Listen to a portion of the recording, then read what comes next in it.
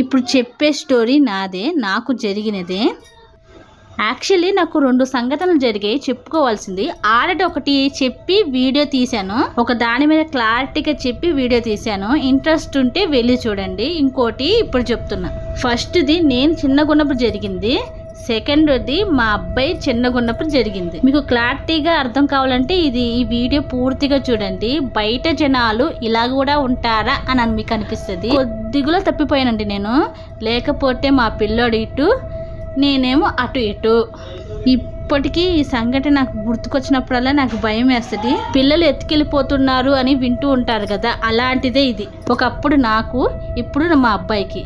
అసలు ఏం జరిగిందంటే 2014లో మా పిల్లోడు పుట్టాడు, 2015లో జరిగింది. దాదాపు 10 సంవత్సరాలు అయింది. చెప్పుకోదగ్గ విషయాల్లో ఇదొకటి. మా పిల్లోడికి 9 నెలలు ఉంటాయేమో. అప్పుడు ఉల్లిపాయల కొరట వచ్చిందండి. అప్పుడు ఉల్లిపాయల గిరాకీ అనుకుంటా. బాగా వర్షం వచ్చింది, 2-3 రోజులు వర్షము. దానివల్ల ఉల్లిపాయలన్నీ తడిసిపోయినాయి అన్నమాట. తడిసిపోయినాయి, కుళ్ళిపోయినాయి. ఉల్లిపాయల కొరట వచ్చింది. అప్పుడు ప్రభుత్వం సబ్సిడీ ఏదో ఇచ్చిందండి. అంటే ప్రభుత్వం మన ఆధార్ కార్డు తీసుకొని, అంటే ఆధార్ కార్డు నెంబర్ రాసుకొని కేజీ ఉల్లిపాయలు 25 రూపాయలకి ఇస్తుంది. లేకపోతే కేజీ ఉల్లిపాయలు 100-200కి అమ్మేవాళ్ళు. అప్పుడు ఆ ఉల్లిపాయలు తీసుకోవడానికి లైన్లు జనాలు ఏం కట్టారంటే, ఈ బార్ నుండి ఆ బార్ వరకు పొద్దున్నే లైన్ కట్టేవాళ్ళు. అసలు లైన్లో నుంచోడానికి పొద్దున్నే వచ్చేసేవాళ్ళు. పొద్దున్నే వచ్చిన లైన్లో నుంచొని ఉల్లిపాయలు తీసుకొని ఇంటికి వచ్చేసరికి 2-3 గంటలు పట్టేదంటే మధ్యాహ్నం అయ్యేది. అంతసేపు ఉన్న కేజీ ఉల్లిపాయలే, 1.5-2 కేజీలు ఇచ్చేవాళ్ళు కాదు, కేజీయే. మా ఆయనకి కుదరదు, పొద్దున్న వెళ్తే రాత్రి వస్తాడు ఇంటికి. సో ఇంకా పిల్లోని చేతిలో వేసుకొని, ఇంకో చేతిలో సంచి పట్టుకొని నేనే వెళ్ళానండి కూరగాయల మార్కెట్కి. అక్కడ జరిగింది ఇది. లైన్ చూస్తే చాలా పెద్దది. నా చేతిలో నా చిన్న కొడుకు అస్సలు ఉండట్లేదు. అక్కడే పల్లీలు పుట్నాలు అమ్ముకుంటున్న ఆంటీ కనిపించింది. ఆవిడెవరో నాకు తెలియదు, నేనెవరో ఆవిడికి తెలియదు. లైన్లో ఎంతసేపు నుంచి ఉంటామమ్మా, పిల్లోడు ఇబ్బంది పడుతున్నాడు కదా, ఇటు ఇవ్వు కాసేపు నేను చూస్తాను అని తీసుకుంది. మా బాబుకి అప్పుడు 9 నెలలు ఉంటాయి. ఇటు రామ్మ అని మా బాబు దగ్గర చేతులు చాసింది. మా బాబు ఏమో రాలేదు. అయితే ఒక పేపర్ల మీద పుట్నాలు వేసి ఇచ్చింది. అవి తినడానికి మా ఓడు ఆమె దగ్గరికి వెళ్ళిపోయాడు. ఆమె ఎత్తుకుంది. సర్లే అని నేను కూడా ఇచ్చేసాను. అది తప్పనే నాకు తెలియలేదు. మా సంభాషణ అంట లైన్లో ఉన్న వాళ్ళందరూ చూస్తున్నారు. వాళ్ళు వింటూ చూస్తూ నాకు మెల్లిగా ఆవిడికి కనిపించకుండా సైగలు చేస్తున్నారు, వద్దు వద్దు అని. నాకేమో అర్థం కావట్లేదు, ఎందుకు వాళ్ళు వద్దు వద్దు అని చెప్తున్నారు. హెల్ప్ కదా చేస్తానంది, అంతే కదా. ఇంకో ఆంటీ నాకు అర్థం కావట్లేదని నా దగ్గరకు వచ్చి, ఏముందిలే అమ్మ, లైన్ ఈజీగా వెళ్ళిపోతుందిలే అని పిల్లోని తీసుకొని నాకు ఇచ్చింది. మళ్ళీ ఆ పుట్నాలు అమ్మే ఆంటీ నా పిల్లోని తీసేసుకుంది. పిల్లోని ఎండలో ఎందుకు తీసుకొచ్చావమ్మా, వాడిపోయాడు, ఇంట్లో ఎవరికైనా అప్పచెప్పాలి కదా, మీ అత్త లేదా, మీ అమ్మ లేదా, కొంచెం నీళ్ళు తెచ్చావా, తాగిస్తావా అని ఏవో మాట్లాడుతుంది. పిల్లోడు తీసుకొని చాలా ప్రేమగా మాట్లాడుతుంది.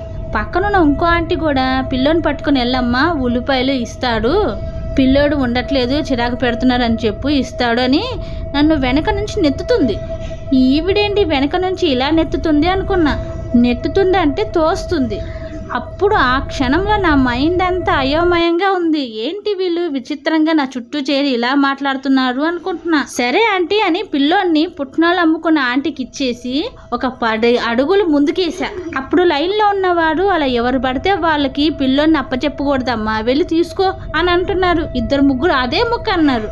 నా మట్టి బొరకు అప్పుడు కూడా అర్థం కాలేదు. ఏదో జరుగుతుంది నా చుట్టూ, అది అర్థం అవుతుంది కానీ క్లారిటీగా అర్థం కావట్లేదు నాకు.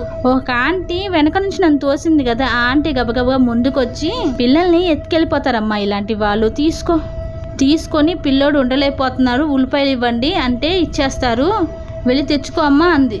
నాకు అప్పుడు కూడా అర్థం కాలేదు. కానీ 10 అడుగులు వేశాను కదా, అప్పుడు వెనక తిరిగి చూస్తూ ఉన్నా.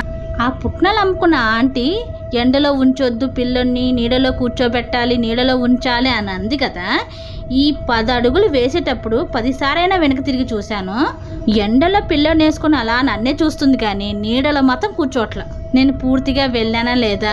ఇంకోటి చెప్పడం మర్చిపోయాను. నేను ఆ పుట్నాలు అమ్ముకునే ఆంటీ మాట్లాడుతుంటే మధ్యలో ఒక 10 సంవత్సరాల పిల్లోడు వచ్చి, పద మనం బయటికి వెళ్దాం అన్నావు కదా, పద షాప్ కట్టేసే పద అని అంటున్నాడు మధ్యలో. ఆ బుడ్డోడు మధ్యలో వచ్చి చాలా డిస్టర్బ్ చేసేటప్పుడు ఈవిడేమనాలి, ఈ పుట్నాలు అమ్ముకునే ఆంటీ ఏమనాలి, ముందర ఈ అక్క నాకు పిల్లోని నా చేతికి ఇచ్చింది, ఉల్లిపాయలు తెచ్చుకుంటుందంట, అప్పుడు దాకా పిల్లోని నేను పట్టుకుంటాను, ఈ అక్క ఉల్లిపాయలు తెచ్చిన తర్వాత ఈ పిల్లోని ఈ అక్కకి ఇచ్చేసి అప్పుడు మనం ఎక్కడికైనా వెళ్దాం అని అనాలి కదా. ఆ బుడ్డోని నోడు నీకు తెలియదు, నువ్వు ఊరుకో సైలెన్స్ గుండా అంటుంది కానీ అసలు విషయం చెప్పట్ల.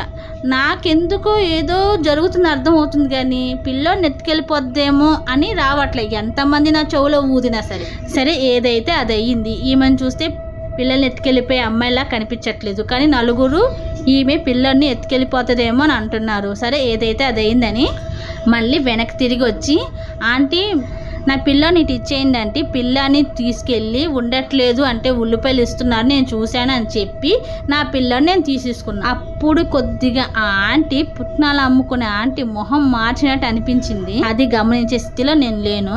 పిల్లని ఎట్టుకొని ఉల్లిపాయల కోసం వెళ్ళి పిల్లడు ఉండట్లేదని చెప్పి కేజీ ఉల్లిపాయలు వేసుకొని ఇంటికి వచ్చేసి 2 రోజులు 3 రోజుల తర్వాత అల్లమల్ల సర్దుతున్న పాత పేపర్ తీసేసి కొత్త న్యూస్ పేపర్ వేస్తుంటే న్యూస్ పేపర్లో పిల్లోడిని ఎత్తుకెళ్ళిపోతున్నారు ఫలానా అని చెప్పి ఏదో ఆర్టికల్ రాశారు. అందులో ఈ పుట్నాల అమ్ముకునే ఆంటీ కనిపించింది. నేను షాక్. ముందు అందులో ఏం రాస్తుందో మ్యాటర్ చదవలేదు. ఆ ఫోటో చూసి అబ్బా ఈమె పుట్నాలు అమ్ముకునే ఆంటీ కదా, ఎంత మంచిగా మాట్లాడిందో, ఒకసారి మళ్ళీ అక్కడికి వెళ్ళి కనిపించి వద్దామని అనుకుంటున్నాను. నేను మ్యాటర్ చదవగానే నా గుండె ఆగిపోయింది. కొంచెం మిస్లో మా బాబు తప్పిపోవాల్సింది. దేవుళ్ళగా అందరూ వచ్చారు, ఒకరి కారు చాలా మంది వచ్చారు దేవుళ్ళగా. వాళ్ళ మాటలు వింటున్నా సరే నాకు అర్థం కాలేదు. చూసారా, నా బ్రెయిన్ అలాంటిది. నా బ్రెయిన్ కి మీరు 100కి ఎన్ని మార్కులు వేస్తారో కింద కామెంట్ పెట్టండి. అలా చిన్నపిల్లలందరినీ పోగు చేసి ఆడపిల్లల్ని సపరేట్ గా మగపిల్లల్ని సపరేట్ గా తీసుకెళ్లిపోతారు. ఆ తర్వాత ఆడపిల్లల్ని ఏం చేస్తారో మగపిల్లల్ని ఏం చేస్తారో నేను ప్రత్యేకంగా చెప్పవసరం లేదు కదా. అందులోంచి మా అబ్బాయి తప్పించుకున్నాడు. అది గ్రేట్. నిజంగా ఆ రోజు నా చుట్టూ ఉన్న వాళ్ళు చెప్పారు కదా, ఇలాగ పిల్లల్ని ఒకరికి అప్పచెప్పకూడదు, వాళ్ళ ముక్కు మొహం మనకి తెలియదు, మన ముక్కు మొహం వాళ్ళకి తెలియదు కదా, ఇలాంటి వాళ్ళకి మన పిల్లల్ని అప్పచెప్పితే మన పిల్లల్ని ఎత్తుకెళ్ళిపోతారని చెప్పారు చూసారా. వాళ్ళ కాళ్ళు గడికి ఆ నీళ్ళు ఎత్తి మీద వేసుకున్నా తప్పులేదు. ఇప్పుడు నేను ఇలా ఉన్నానన్నా, నా పిల్లోడు కంటి నిండా నిద్రపోతున్నాడన్నా, కడుపు నిండి అన్నం తింటున్నాడన్నా ఆ పుణ్యం అంటే వాళ్ళకే చెందాలి. ఈ ముక్క నేను చాలా ఎమోషనల్గా చెబుతున్నా. కొందరు నాకెందుకులే అనుకొని పట్టించుకోరండి.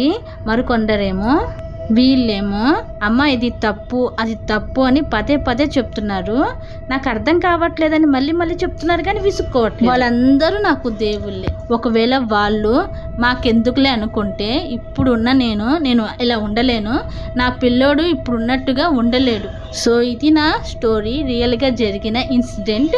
వినడానికి మీకు మామూలుగా ఉందా లేక భయం వేస్తుందో తెలియదు కానీ నాకు మాత్రం ఇది తలుచుకుంటే ఆ రోజు నిద్రైనా ఎగిరిపోతుంది. దేవుడు ఉన్నాడు, నా వైపే చూస్తున్నాడు, నన్ను ఒక కంట కనిపెడుతున్నాడు అనిపిస్తుంది. ఎందుకంటే చిన్నప్పుడు ఇలాగే జరిగింది. నన్ను ఎవరో ఎత్తుకెళ్ళిపోదామని చూశారు, ఇప్పుడు నా పిల్లోడిని.